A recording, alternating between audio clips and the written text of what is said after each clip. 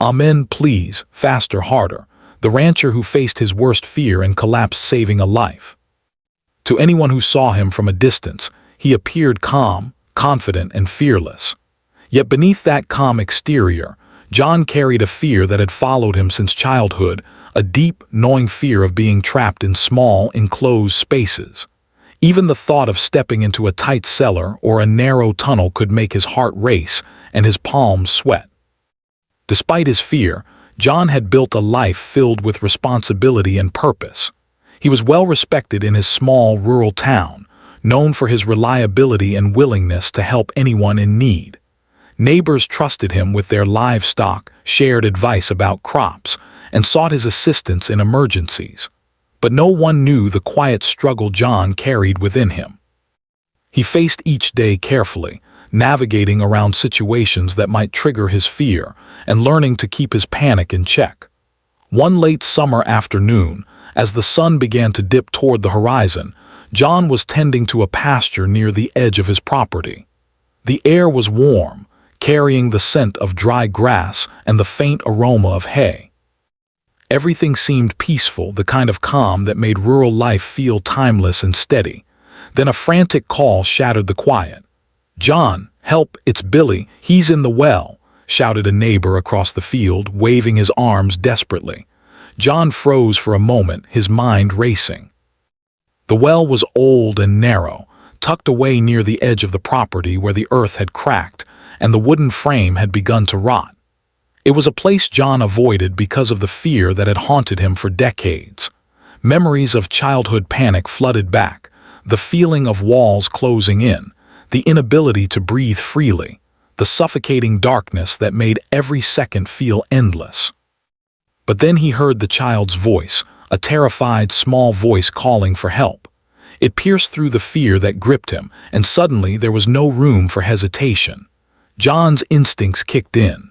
The fear was still there, raw and sharp, but the thought of the boy trapped below outweighed it entirely.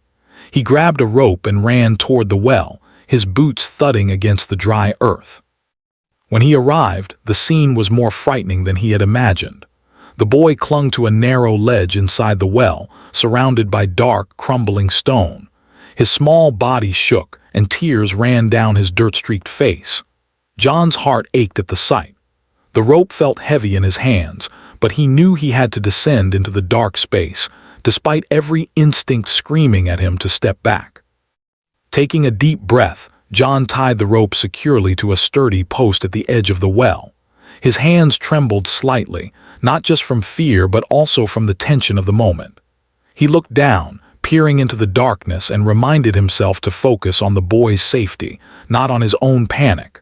One careful step at a time, he began the descent. The walls of the well pressed close on either side, rough stone scraping against his clothes. Darkness enveloped him completely, and the familiar terror rose like a wave. His breathing quickened, and for a moment he considered retreating. But then he heard Billy's voice again, small and quivering, "Please help me." It was enough to steel his resolve. He pushed forward, one hand gripping the rope tightly, the other feeling along the rough walls for stability. As he descended further, John's mind flashed back to the days when fear had ruled him. He remembered the childhood nights spent imagining being trapped, the fleeting panic that made even ordinary spaces feel like prisons, and the sleepless nights when he had faced the thought of confinement alone in the dark. But now, the stakes were different. This wasn't about him. It was about saving a life. Finally, he reached the boy. Billy's small frame was trembling, his hands clutching the stone ledge desperately. John knelt beside him, placing a steady hand on the boy's shoulder. "I've got you, Billy," he said softly, though his own voice shook. "We're going to get out of here together." John carefully secured the boy against his chest, making sure the rope was tied in a way that could support them both. The walls felt impossibly close, and every movement required precision and courage. John's muscles burned and his heart pounded in his chest, but he refused to give in to panic. Step by step, he began the climb back up. The rope shifted slightly under their combined weight, and John felt a jolt of alarm, but he held on. He whispered words of encouragement to the boy, keeping his own fear at bay while trying to calm the child. "Almost there, just a little more, we can do this." John felt the walls pressing in, the dark wrapping around them like a heavy blanket, but he focused on the sunlight above, a small promise of safety. As they rose higher, the boy's grip on him tightened and John's arms ached. His legs screamed from exertion, but the thought of letting go never crossed his mind. He had faced this fear before in small ways, but never like this, never with so much at stake. He discovered a new kind of courage, the courage that comes when you put someone else's life above your own fear. Finally, John felt the rope brush against the edge of the well. He could see the faint light from above, and the relief that it brought was immense. Summoning the last of his strength, he pulled himself and the boy upward. One more heave, one final step, and they emerged into the bright afternoon sunlight. The boy stumbled forward but was immediately caught by John, who held him close. Billy's sobs turned into tears of relief as he clung to the rancher who had saved him. Neighbors rushed forward, calling out words of concern and amazement. John's body trembled, his legs weak from the strain and the adrenaline. He had confronted his deepest fear and had not faltered. He had descended into darkness and emerged with a life in his hands. As he steadied the boy and listened to the comforting words from neighbors, John realized that something inside him had shifted. Fear would always be a part of him, but now he knew that courage wasn't the absence of fear, it was acting in spite of it. The old well, which had been a source of dread for so long, had become a symbol of triumph, a testament to his ability to face what terrified him most for the sake of another. The sun dipped lower in the sky, casting long shadows across the ranch.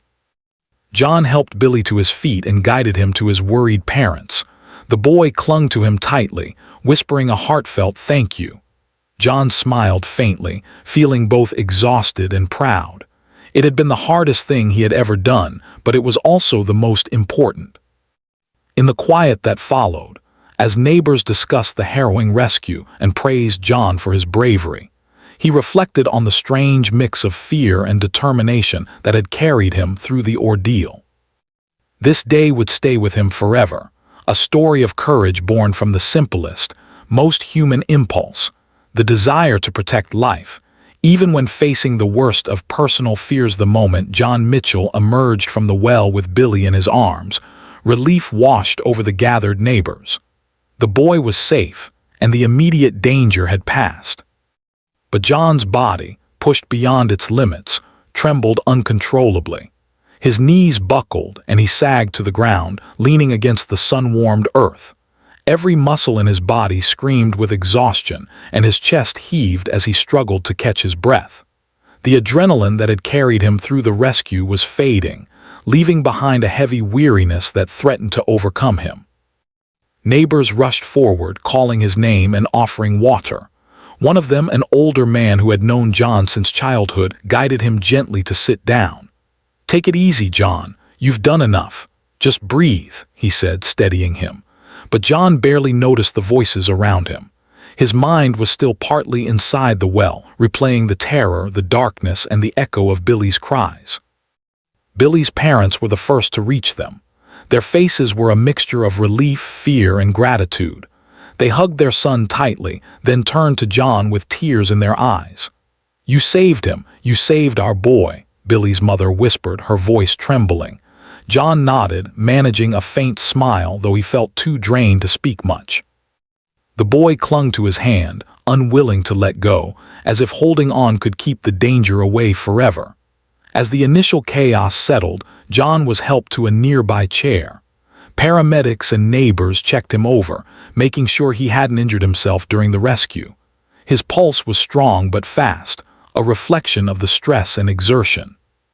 He shivered, partly from fatigue and partly from the lingering fear of the tight space he had just faced. For a moment, the world seemed unreal, a blur of sunlight, voices, and concerned faces.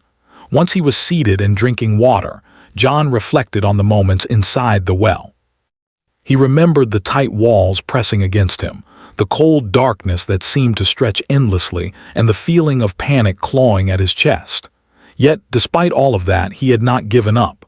He had moved step by step, relying on strength, courage, and the determination to save a life.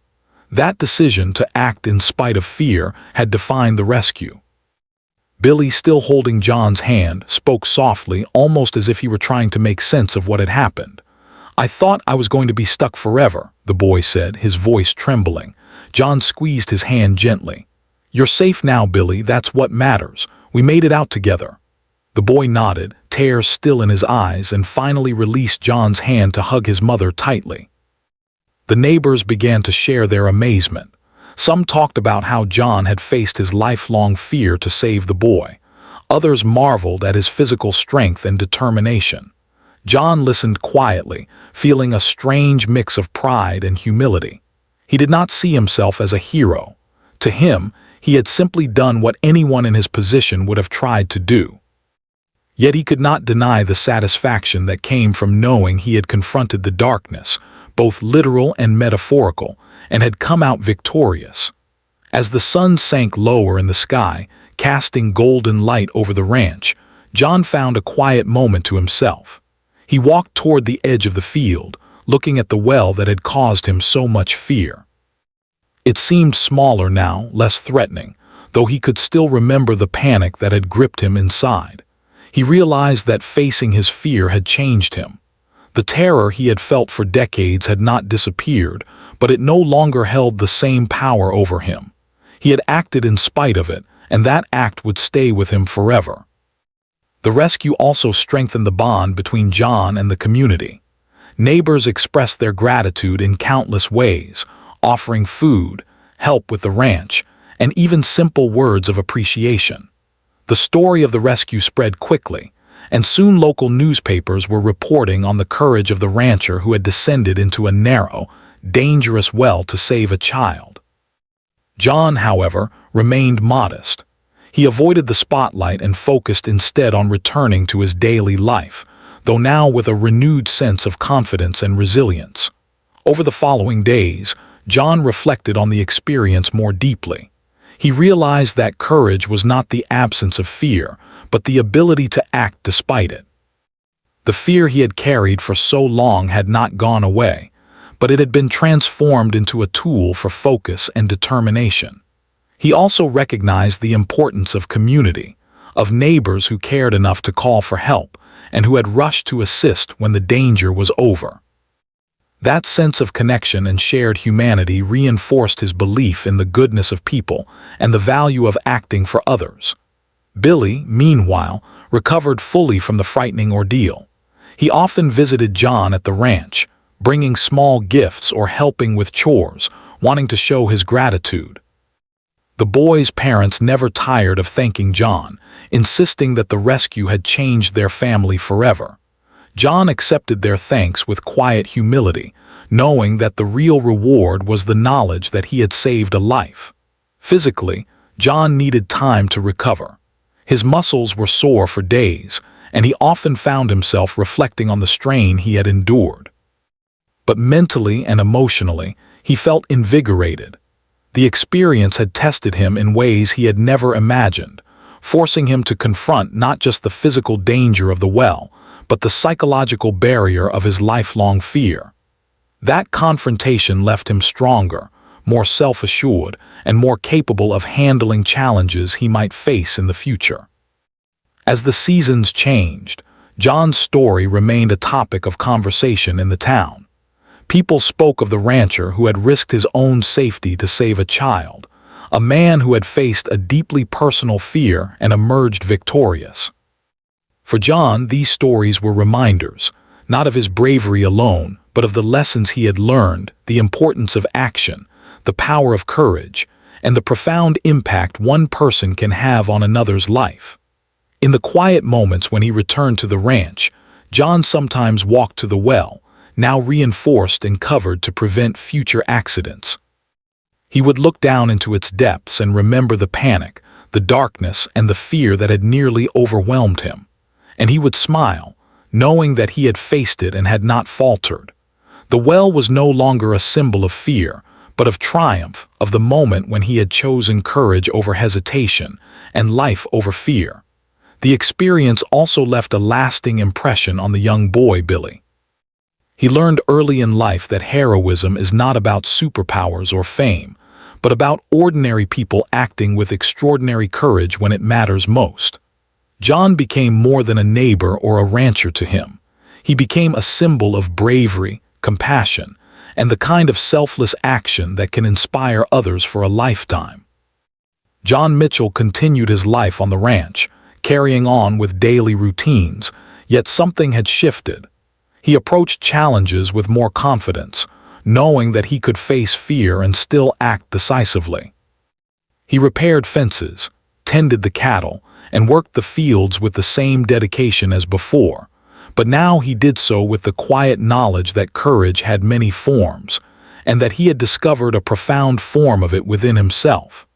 When asked about the rescue in interviews or conversations, John often downplayed his actions. He would smile and say, "I just did what anyone would do."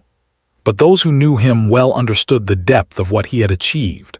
Facing his deepest fear and saving a life was no small feat. It required not just physical strength, but immense mental fortitude, compassion, and the willingness to act when it mattered most. The town would remember the day not only for the dramatic rescue, but also for the lesson it carried. That courage can be found in ordinary people, often in the most unexpected moments. And John Mitchell, the rancher who had faced the darkness of a well and his own lifelong fear, became a quiet legend in the community, a reminder that heroism is sometimes measured by the heart, not by accolades or recognition.